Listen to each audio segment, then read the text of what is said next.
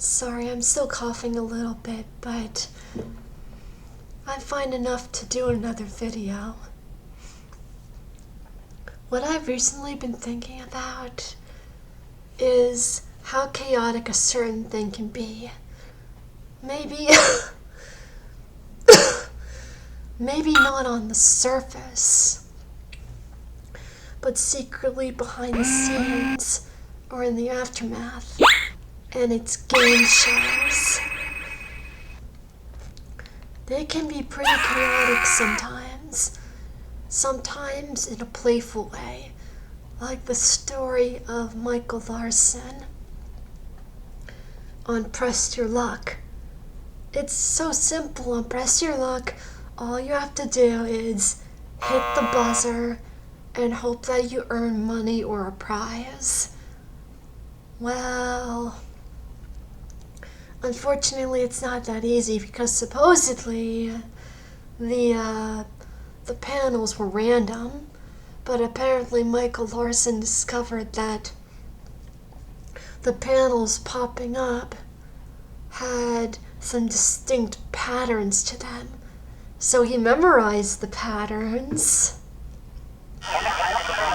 And when he went on the show, he kept getting the patterns right and kept winning and winning and winning and winning. Even the producers thought that something was off, but little did they know, it was all because of their own flaw of making a pattern with those flashing lights. You would think that they knew that they programmed it that way, but I guess they didn't. But yeah, he won over $100,000, the most anyone had ever won during that time. I think this happened in the 70s. It was definitely way before the 90s. Also during that time, there was this game show called The Dating Game. And that game show has one of the absolute most chaotic and horrifying stories about game shows. When a contestant, a bachelor named Rodney Alcala, was on the show, the bachelorette chose him to go on a date with, but nobody knew that Alcala was a serial killer, that while he was on the show, he was in the middle of a massive killing spree. It's a good thing that the bachelorette realized.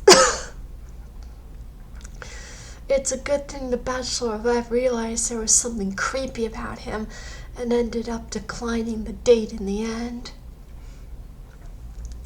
Yeah, back in the vintage days, they didn't do background checks for people who went on those shows. Isn't that crazy?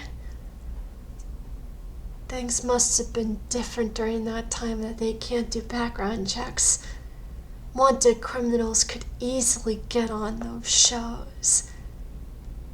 Crazy, right?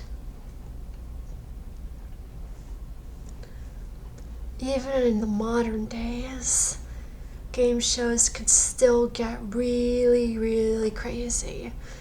Crazy in a way that you probably see in a lot of horror stories.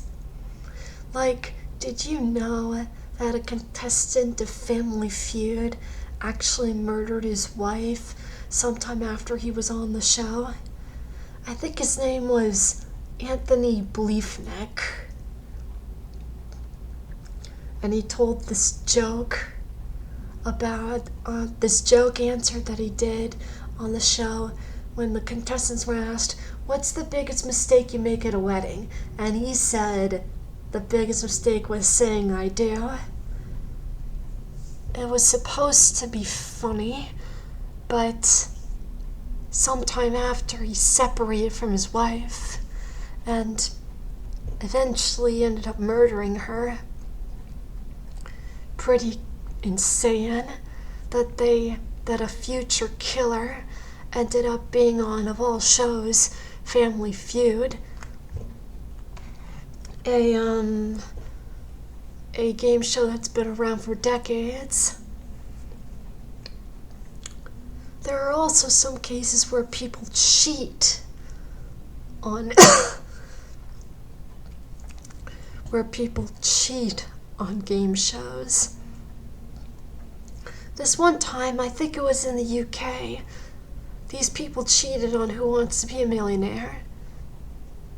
In order to cheat, they had someone on the side, and they would cough whenever the contestant said the right answer as he was going through the multiple choices. Crazy, huh? That people can figure these things out on how to game the game. You know, it's funny. I wonder what the contestants on Press Your Luck thought when they figured out how Michael Larson managed to win so much money. Technically, he wasn't cheating. He was taking advantage of the system that they had programmed. Of course, I don't know if computers even existed back then. Probably not if it was the 70s. No computers, no programs. No programs, no randomization of the panels. Patterns were there. He memorized them, he exploited them, and won a lot of money. I will say, though, there are some game shows that are completely crazy. Like, The Value of Truth, where you answer embarrassing questions truthfully to earn money. Very embarrassing personal questions.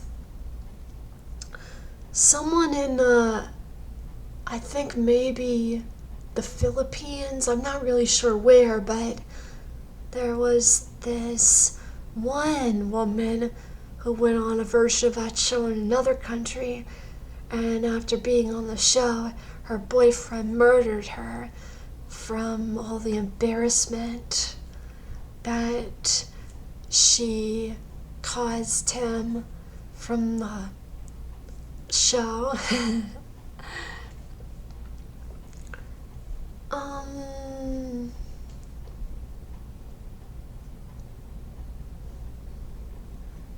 I've seen that show is in the United States as well, but I don't think it's still running. Do any of you guys remember a game show called The Chair? Yeah, that's it, The Chair. I only remember it vaguely because I saw it a few times when I was really young, when I was like younger than 10 years old. Apparently contestants were strapped to like this chair that honestly looks like a torture chair, like some messed up office chair that people are strapped to, and they monitor your heartbeat.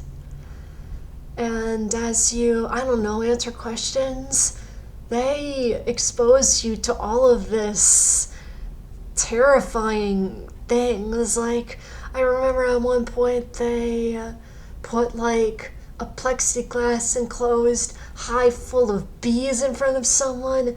They had like these pyrotechnics flaming up, and then they at one point had a crocodile brought down with a rope from the ceiling. I don't know, maybe I'm remembering that one wrong, but yeah, it was a pretty crazy game show. I don't know if there's any evidence of it being out there, but feel free to check it up. The Chair. It was honestly one of the craziest, most insane game shows I've ever seen probably my whole life, even though I saw it as a kid. Yeah. Who knows, there might be some footage of it on the internet. Yeah. Yeah, so it really is true. Game shows can sometimes get extremely crazy, really insane. I hope you guys liked this video, and if you did, leave a like, subscribe, and I hope you'll be willing to view my videos more often for more hours so that I could get 500 watch hours, and I'll be able to, is it 500 or 3,000? Well, the more the merrier, so I could finally start profiting from YouTube. Anyway, see you guys later.